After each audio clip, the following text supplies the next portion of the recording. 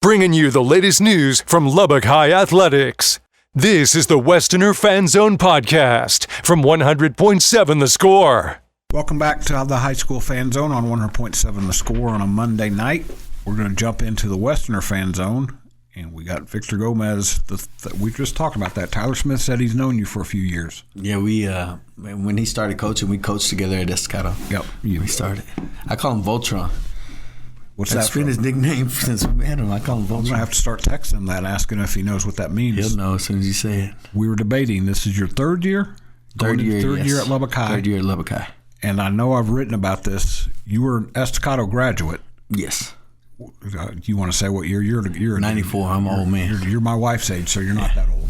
Graduated in 94. So you probably played against some guys that she went to high school with. She's a Plainview girl, so she... Yeah, I'm sure I did. Plainview had some good teams. Yep, and a couple years before that, they had Stan Robertson and Willie Ainsley that were... They were probably like 88, 89 Yep, in that area. That's a couple of pretty good dudes that wore that uniform. So Third year, we're not going to talk too much about what your district record was last year. I called it the standings. But I remember talking to you towards the end of last year, and you said the seeds were getting planted. Yes. I really feel like we have a good foundation. We kind of understand what we're doing. It's just a confidence thing, in my opinion. Once we get this confidence going, I think we'll be a lot better. I think we competed at times last year when we sold ourselves short. We kind of just didn't get the run when we needed to here and there, or didn't make a play here and there, and it kind of would landslide at times.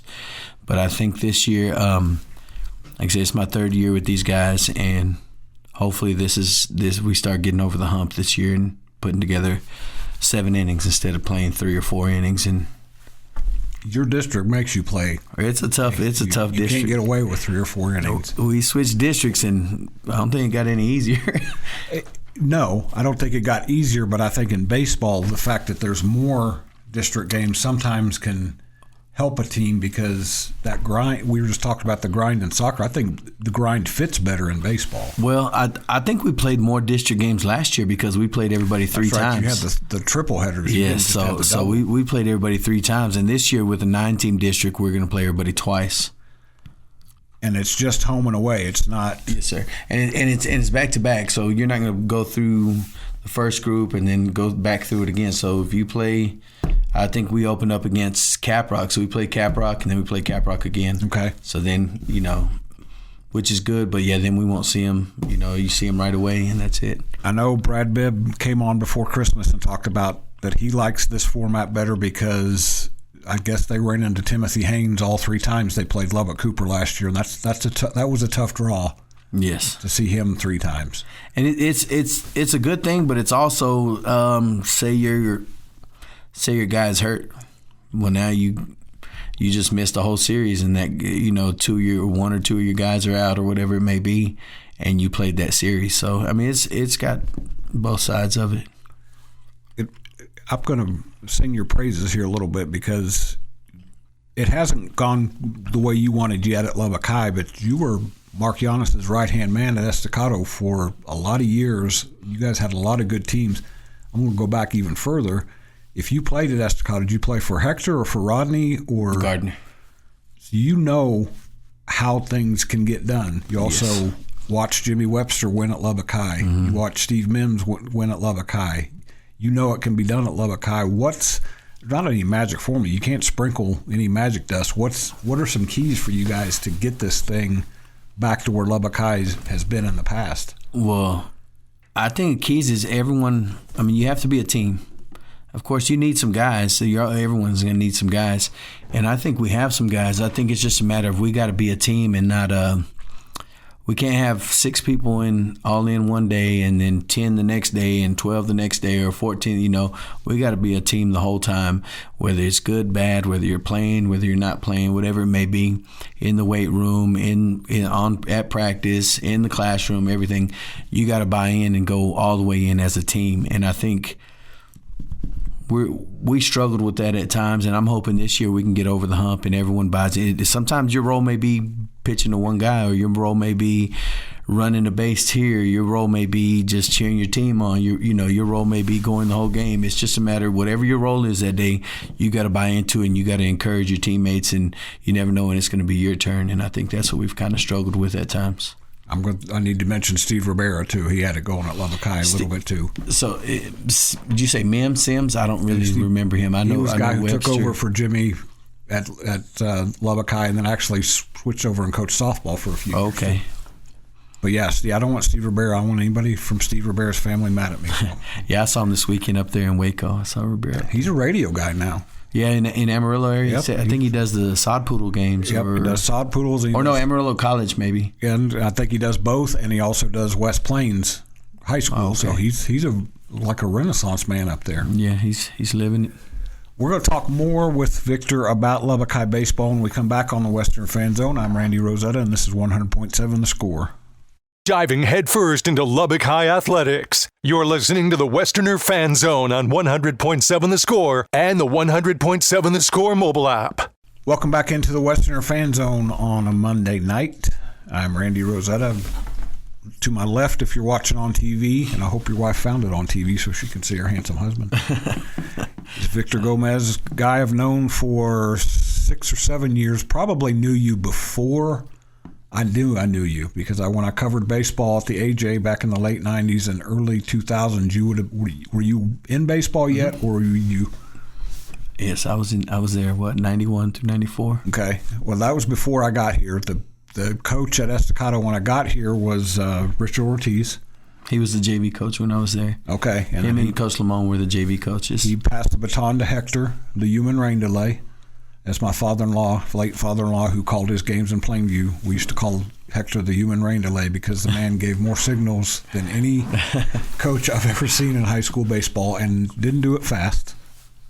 I've seen it. Yes. I've seen it. Yes. Hector is now teaching Spanish at All Saints. Am I right about that?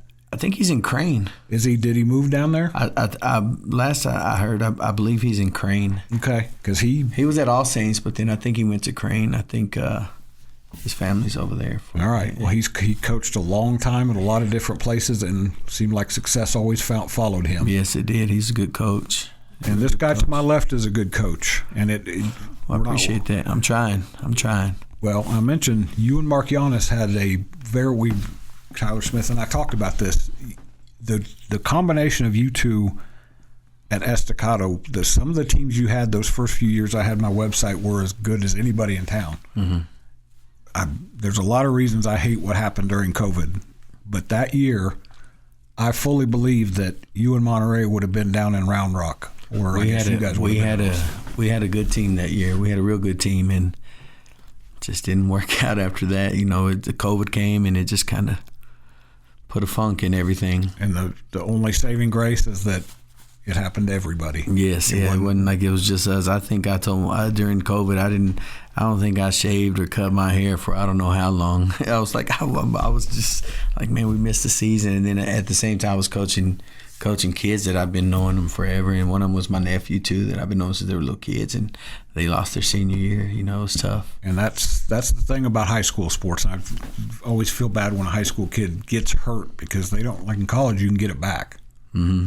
High school, keep moving. That's why they need to enjoy every minute they're out there. Which that's the thing about your guys. Even if the numbers haven't been there, wins and losses the last few years, I've watched enough of your games to see that your guys are still enjoying baseball. They're still enjoying being out there. And I tell them, we compete, and I tell them, I'm not asking for much because you're gonna when you're done, you're done. So whether it's 2.5 hours of practice or a 2.5 hour ball game, whatever it is, just give me everything you got during that time, and give yourself everything you've got, because a lot of times you sell yourself short and don't come and put in the work, and then as you get older and you're done, like I shoulda, coulda, woulda, but there's no coming back from it. So if there's something that you think you need to work on, then come and do it. Show up every day and give me that whole time while you're there. Give yourself the whole time to put yourself in the best situation, and it'll pay off.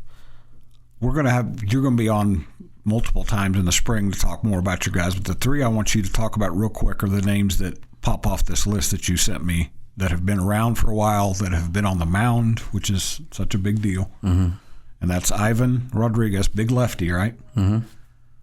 Joe Rosendo, who's just tough as nails in anything he does. Yes, he is. And the third guy is Ivan McGuire, who I believe is a pitcher also. He's a pitcher. So Ivan, his first year he was there, I didn't have a catcher. And I was like, Ivan, I've probably known Ivan since he was probably 7, 8 years old. But I was like, if it's something you buy into. So he caught a lot for us, and we weren't able to put him on the mound as much. He did pitch some, just not as much. And then last year he started. He got in a good groove. He got stronger and he got more confident on the mound. He played first base more. He didn't have to catch as much, and he just kept improving. And I'm counting on him for big things this year. Then you got Ivan Rodriguez. He's a junior. He pitched for us a couple games on varsity last year, and he had a couple good outings, but I think he's barely touching the surface of what he can actually achieve if he pushes himself. He's one of those guys that give yourself everything you got. And then Joseph. Joseph's a dog out there. Joseph's ready.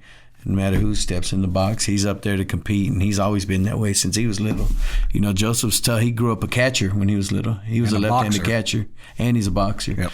So Joseph's been tough, and he wants the ball in his hand. So I'm excited to see what these guys do this year. That's a pretty good 3-man foundation to build off of. And Lubbock High gets started practice next week.